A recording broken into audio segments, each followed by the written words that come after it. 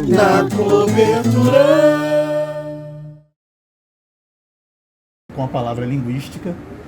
E aí, assim que nós soubemos do evento aqui, dessa conversa, que é um evento pra gente, a gente fez questão de estar presente. E a minha questão vai na linha de quem já tem feito já há algum tempo pílulas linguísticas, como eu vou chamar, que é, por exemplo, o Círio Pocente, quando ele também transformou em um livro, né? Ele fez essa mesma coisa de pegar trechos e depois compilar em um livro, lançar, assim como durante a pandemia, Vera Lúcia Menezes, que fez também para professores e tudo mais, a própria Bortoni Ricardo também fez. E esses professores e professoras que de alguma forma tentam trazer para o cotidiano, né? Eu acho que isso é muito rico e muito necessário para tudo que, por exemplo, você acabou de falar agora, que se passou com você, de tão sério, seríssimo, na verdade. E então a minha questão que fica é: o que você acredita que pode ser feito, sobretudo em época de TikTok, época de vídeos pílulas, aonde necessariamente as pessoas não vão ficar mais meia hora ou uma hora ouvindo sobre educação. Elas podem ouvir sobre a vida de pessoa em 4 horas num podcast. Ou podcasts, por exemplo, agora que chegaram à proeza de ser de 9 horas, discutindo sobre religião, criacionismo e outras coisas mais, com pessoas que já têm um vulto na internet, como Pirula, que são pessoas que já estão na internet, chamam de dinossauros da internet, né? Até fazendo uma piada por ele ser o que ele é, né? E aí a questão é exatamente essa: você acredita que pode ter essa forma justamente que o seu livro traz, que é 3 páginas, 4 páginas? Tudo bem, existem leituras aprofundadas, e não se trata de descartar isso, se trata de como é que a gente consegue trazer essa realidade linguística para as pessoas entenderem, pararem com essas palhaçadas de falar que é a língua de Mussum, falar eu cansei de ouvir isso, inclusive de professores de dentro da própria universidade, quando eu trazia a discussão para eles, né? Tendo que o conservadorismo está em todos os lugares. E já ouvi professor, junto com o mestrado, eu faço uma segunda graduação, terminei a graduação na própria UERJ, de Português e Literaturas, faço uma graduação no momento de História, na UERJ mesmo, e muitos professores trazem esses preconceitos com a língua, quando eles estão dando aula, e aí normalmente eu tenho que levantar o braço e falar: bem, deixa eu falar da minha área, que não é bem por aí, por onde o senhor está falando. Alguns pedem desculpas, outros dão uma carteirada, né? Normal. E estou trazendo essa referência pessoal, justamente para poder comentar o quanto dentro do próprio seio acadêmico tem essa coisa um professor chegou para mim e falou isso, era sobre história de Israel, como é visto da Bíblia e tudo mais, como isso é preconceituoso dentro da própria academia e fora em relação à academia. E aí ele comentou: o problema é que muita gente entra, conservadores entram, e eles vão passando pelas etapas calado. Então quando eles chegam lá em cima, depois que eles já alcançaram o doutorado, é a hora que eles botam a ferramenta para fora e falam: então, tem isso aqui tudo, e aí que vem o criacionismo e todas as outras coisas, e aí fica aquela coisa de uma voz da autoridade com o peso da academia, e ele nunca falou sobre aquilo, porque ele sabia que ia encontrar uma barreira, mas chegou lá em cima e falou. Meu problema é, como é que a gente vai bater nessa galera? Bater, bem, eu sou forte, né? Não, o problema não é esse, mas bater mesmo na ideia de, tem uma galera que está indo contra isso, tem uma galera que está indo contra isso não, tem uma galera que está sendo destruída por isso, galera que se deixa levar, e aí vão vir pais se levantando contra isso, como aconteceu na pandemia, né? Que muitos professores foram impedidos de dar certas aulas, lá no CAP UERJ, por exemplo, alguns professores foram impedidos porque, já que não ligava a câmera, o aluno, o pai ficava ouvindo e depois chegava o problema qualquer, porque está discutindo justamente o texto que a gente viu. Esse texto que você acabou de falar, a gente também discutiu durante esse período do Bandeira, né? Justamente. Eu sei que eu falei bastante, mas eu acho que deu para entender. São forças. Acho difícil ficar alguma coisa sobreviver e ficar sozinha, né? Acho que são forças. A gente tem que ter força para, vamos dizer, combater, ou força para medir força com a outra força, né? Eu sempre, você falou uma coisa legal, assim, tem um pouco de divulgação científica nas coisas que eu faço. É um pouco de essa pegada do eu quero falar para um público mais amplo, menos especializado, quem sabe seduzir esse público para trazer aqui para o científico depois. É claro que tem muita coisa, eu não vou ficar citando, fazendo referência da BNT, né? Mas é claro que tem é informado linguisticamente, assim, né? Eu não estou tirando nada. O professor Círio Pocente escreveu crônicas uma época. Ele foi um dos primeiros a me mandar alguma mensagem sobre esse livro. E ele é muito generoso, me escreveu no Facebook, falou: Ana, eu gostava tanto, que bom que essas crônicas estão juntas. Só que o seu leitor presumido é diferente do meu. Ele fez um comentário linguístico, assim, né? Que ele acha que eu escrevo para mais. Ele fala: as minhas não eram literárias.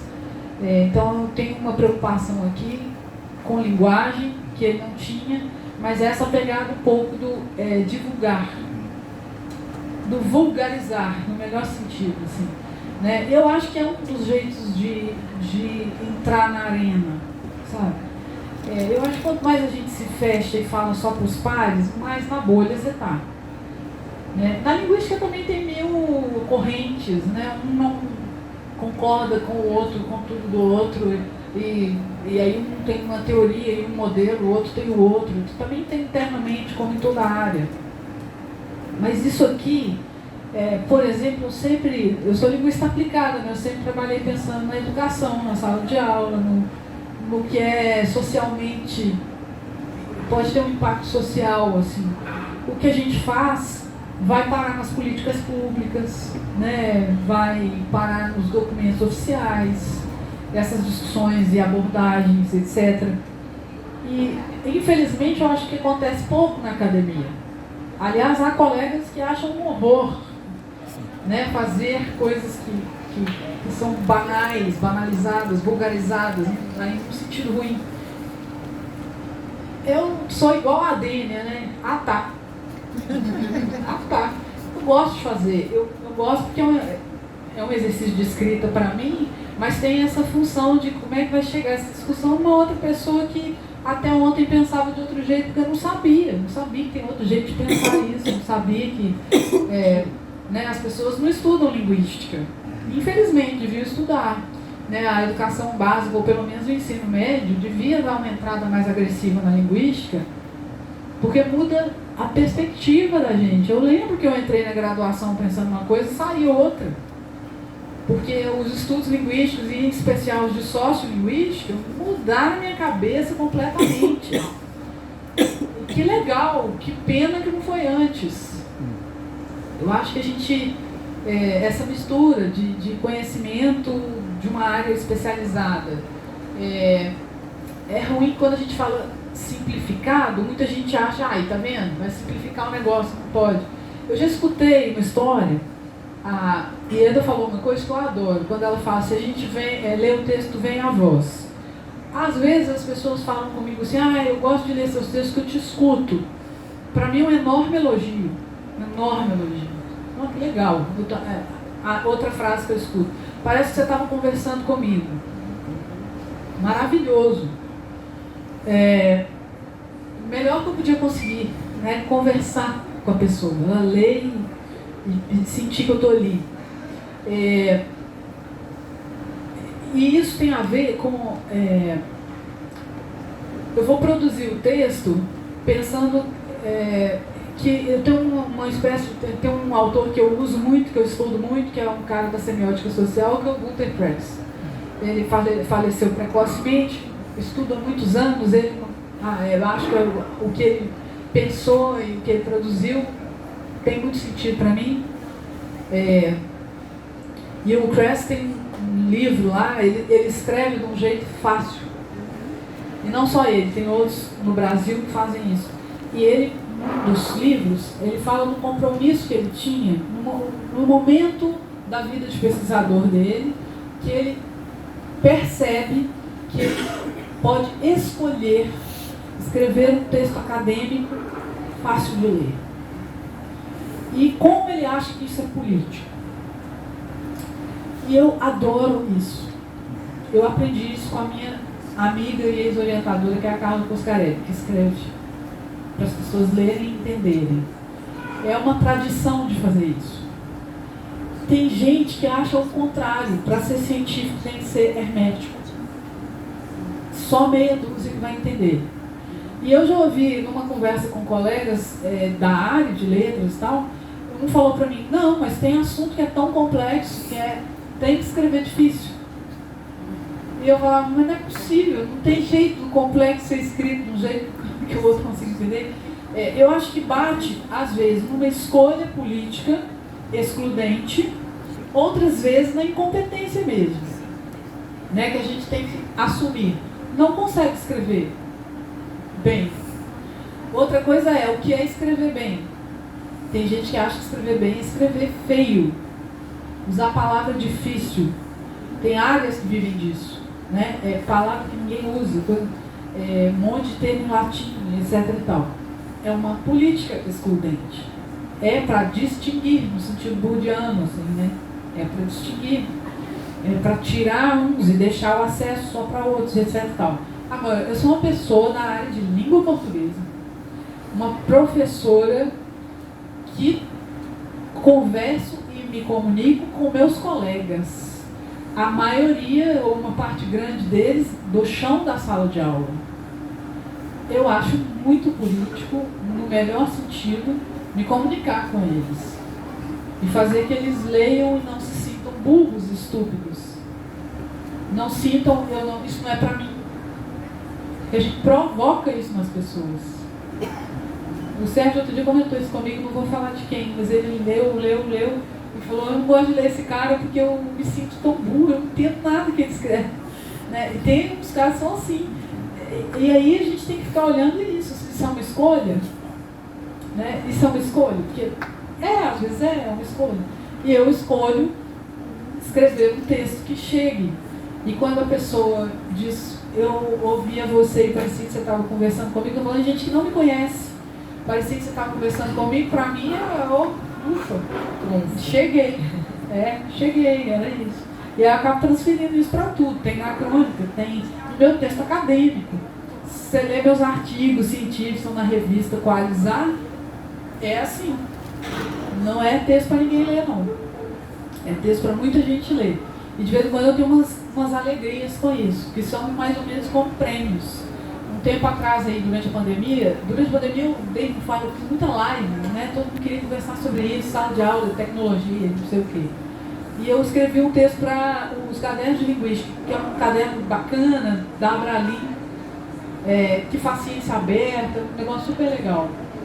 E eles se encomendaram, eu tinha dado uma conferência na Abralin, a Abralin falou, agora transforma isso aí num texto que tem que sair no caderno de linguística. Aí eu fiz e tal, ficou lá. Uns 2 anos depois eu recebi um e-mail da Abralin, a Abralin é a Associação Brasileira de Linguística, né? Recebi um e-mail da Abralin e dos cadernos dizendo assim, nós estamos querendo te parabenizar porque a gente apurou aqui qual é o texto mais lido, mais baixado da Cadilin e é o seu. E era um texto sobre educação e tecnologia na pandemia, era não sei quantos mil lá, downloads, sei lá o quê. Ele falou assim, Ana, a gente está achando muito legal porque com tanto estrangeiro, é uma brasileira que está no negócio lá. E aí ele pediu para eu escrever um outro, que é 2 anos depois, né? Pediu para eu escrever um outro discutindo esse primeiro, porque depois da pandemia, o que eu mesma diria do que eu disse naquele primeiro. Também está lá, não saiu ainda, mas está lá com eles. Eu acho isso de um compromisso, assim, primeiro, saber que um monte de gente baixou, né? Que foi lá, leu e passou para o outro, porque é claro que baixou assim, porque Um passou para o outro, olha o link aqui, toma aqui, espalhou, né? A revista não faz divulgação, assim, né? A revista é uma revista científica. Provavelmente chegou nas pessoas, e provavelmente são professores. E a outra coisa legal é que eu acho um compromisso muito bacana que nós brasileiros temos pouca oportunidade de fazer, porque a gente tem um ranço, sei lá, de que é terceiro mundista na academia, que só os outros são legais, né? Um compromisso que é raro na vida da gente, que é você ser provocado a repensar o seu trabalho. A gente geralmente não tem tempo de fazer isso. Você vê esses gringos bacanas aí, que tem condição de trabalho legal, ele publica o livro, a segunda edição comenta a primeira, a terceira comenta as outras duas, e ele muda de ideia, e ele fala, eu numa discussão com fulano, mudei isso aqui, porque isso aqui não estava funcionando. Ele tem a oportunidade a vida inteira de refletir sobre a própria proposta, mas ele tem uma proposta, né? E a gente não tem. E lembrando que eu não sou professora de uma universidade, piora muitas coisas. A gente tem preconceito contra quem não é a universidade. A gente sente isso no olhar das pessoas. Eu tô nem aí. A minha resposta é, tá. E aí acho que é muito legal ter a oportunidade de parar, pensa, repensa, vai lá, faz, escreve para alguém ler. Que pode ser um especialista ou não um especialista. Obrigado. Obrigado pela presença de vocês.